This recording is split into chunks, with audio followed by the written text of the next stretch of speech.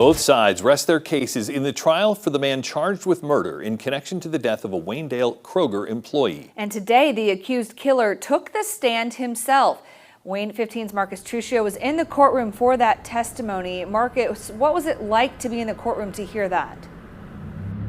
Turk and Alyssa, the only word that I could muster up from seeing Jermard Lewis, the person charged with murder in this case, on the stand was disturbing as he was recounting the events of December 7th, 2023. And keep in mind, during his account of the events, while he's giving it on the stand, Perla Nieto, the victim in this case, her family is listening to all of this in the courtroom. And as he was telling his account, her family was putting their heads in their hands, nodding their head back and forth, and really holding back tears. Some of them definitely shedding tears in the courtroom.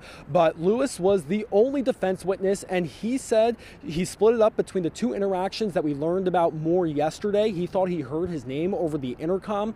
He went up to Nieto, asked if it was his name that was called. She said no. He said that was rude. And then a manager was called over, and people testified yesterday that Lewis was being pretty aggressive. He said he was remaining pretty calm. He said the manager that was called over was pretty calm, but then he said he left the store when others that testified yesterday said that he was escorted out of the store. Then he went home and dropped his girlfriend off, got changed, and then he said he had to go do something. And that's when about a half hour later, surveillance video shows him parking right out front of the main doors and heading straight toward Nieto. And the prosecutor pointed that out, that he went straight toward her. He said that's just because it's the first person that he saw, but she said that he started stabbing her almost immediately. Now, us in the gallery, we couldn't see that surveillance video, so we're relying on the prosecutor for that information.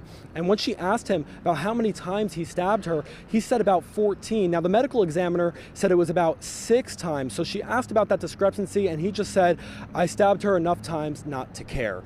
And then again, Perla's family in the courtroom listening to all of that. At 6, I'll have more about what's to come tomorrow, because this trial is not done yet.